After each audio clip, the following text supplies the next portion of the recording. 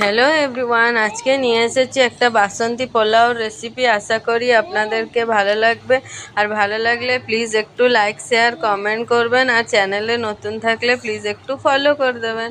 চলেন রেসিপিটা স্টার্ট করি। আমি বানিয়েছি গোবিন্দভোগ চাল দিয়ে। প্রথমে গোবিন্দভোগ চালটাকে ভালো করে ধুয়ে পরিষ্কার করে জলটাকে ঝরিয়ে রেখেছিলাম। এখন দিয়ে দিয়েছি গরম মশলা, হলুদের গুঁড়ো, আদা বাটা আর ঘি দিয়ে মেখে 1-1.5 ঘন্টা সাইড করে রেখে দিয়েছি।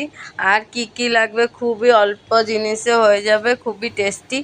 আর নিয়েছি কাজু, কিশমিশ, তেজপাতা, গোটা গরম মশলা, আর নিয়েছি কাঁচা লঙ্কা।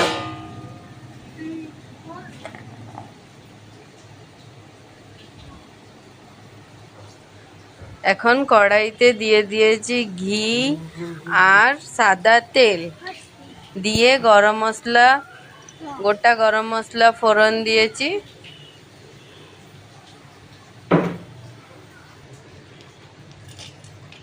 আর দিয়েছি তেজপাতা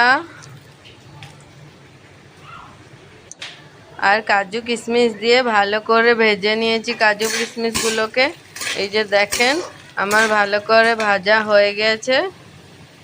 এখন এই টাইমে দিয়ে দেবো ম্যারিনেট করে রাখা চালগুলোকে দিয়ে ভালো করে নেড়ে নেড়ে ভাজবো। যেহেতু আমি 2 কাপ চাল নিয়েছি বড় কাপে, এখন 4 কাপ জল দিয়েছি। আপনারা ওই হিসাবে জল দেবেন। দেখেন আমি 2 কাপ চালে দিয়ে দিয়েছি 4 কাপ জল। এখন দিয়ে ভালো করে ঢেকে দিয়েছি। কিছুক্ষণ পরে কটা কাঁচা লঙ্কা দিয়ে নাড়বো। এই যে দেখেন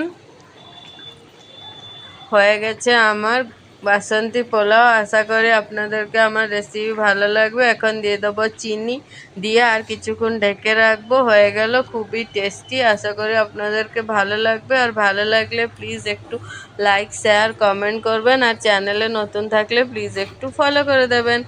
এই যে দেখেন লাস্টে ধনেপাতা দিয়ে দিয়েছি। Thank you for